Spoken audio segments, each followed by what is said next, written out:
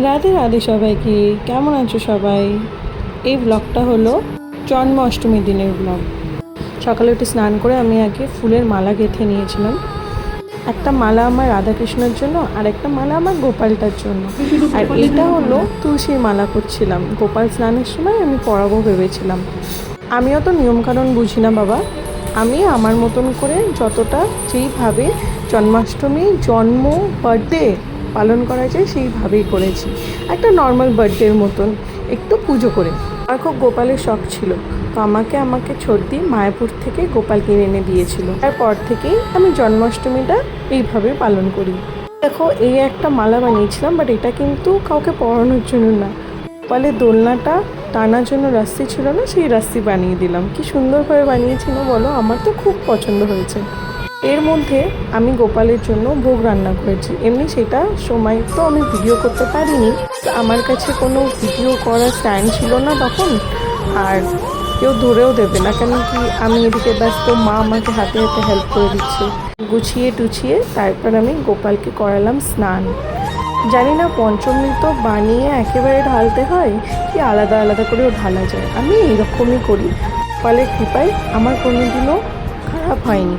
সে এই স্নানটা খুব সুন্দরভাবে প্রতিবারই নেয় আমার কাছ থেকে। তারপর ডাবের জল দিয়ে, পুষ্প ফুল দিয়ে, চন্দনের জল, চন্দনের লেপ দিয়ে স্নান করিয়ে আমি শুদ্ধ গঙ্গা জল দিয়ে আমার ছোট্ট কপালে স্নান সারলাম। এরপর আমি ওকে সুন্দর একটা নতুন জামা দিয়ে শৃঙ্গার করলাম, ও সুন্দর সুন্দর গয়না পরালাম। যেন আমার কাছে গোপালের সুন্দর সুন্দর ডিফারেন্ট ড্রেস আছে, মানে ওগুলো খুব খুঁজে খুঁজে আমি খুব স্পেসিফিক ড্রেস আমি ওর জন্য কিনে রেখেছি।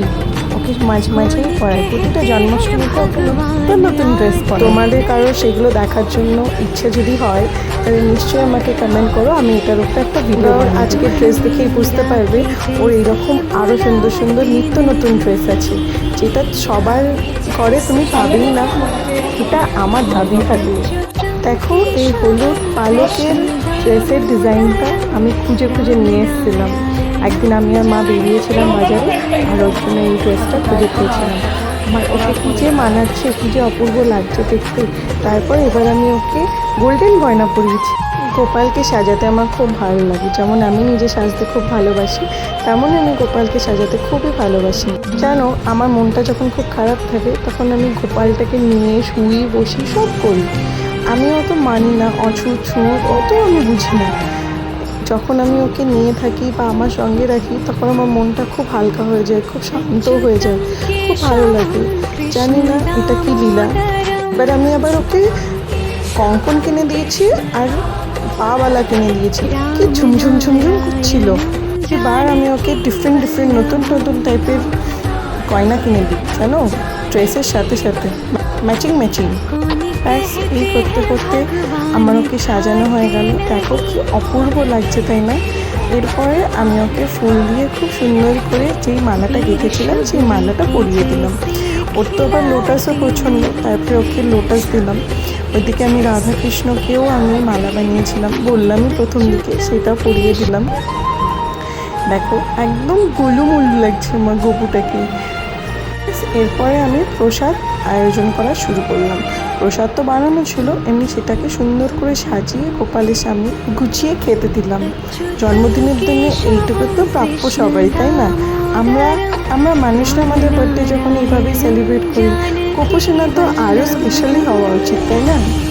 ওকে আমি 3 রকম ভাজা, লুচি, পনির, এইদিকে সুজির হালুয়া, তালের পায়েস, তালের বড়া, তালের পুলি পিঠে, চিড়ের পোলাও, এতগুলো লাড্ডু, 3 রকম মিষ্টি, ফল, বাটার তো অবশ্যই, কাজু, কিশমিশ, আলমন্ড সব দিয়েছি, তার সাথে জল।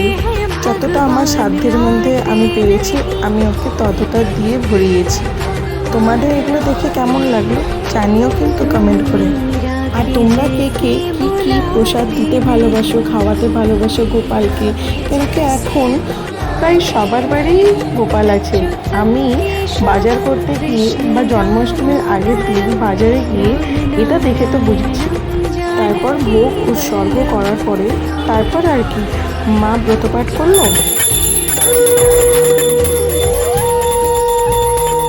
আমি আরতি কমপ্লিট করে গপুকে একটু মি টাইম দিলাম যাতে ও লুকিয়ে লুকিয়ে সব খেয়ে নেয়। ততক্ষণে আমরা এদিকে আমার ঘরে এসে গল্প করছিলাম। তার মধ্যে এদিকে এসে মায়ের সঙ্গে গল্প এই বলছি কি সুন্দর লাগছে, কি নিয়ে একটু গল্প করছিলাম যে জানি না, এমনি কারোর একটা কিছু নিয়ে গল্প করছিলাম, তাই এইরকম হাসাহাসি। তারপর আমি আবার কাকিমার ঘরে গেলাম, ভোগের লুচি ভেজে দিচ্ছিলাম। তারপর ভোগগুলো সাজিয়ে আমার ঘরে পুজো শুরু হলো। কাকিমার ঘরে সেই কীর্তন শুনতে আমার জন্মাষ্টমীর দিনটা এইভাবে কাটে।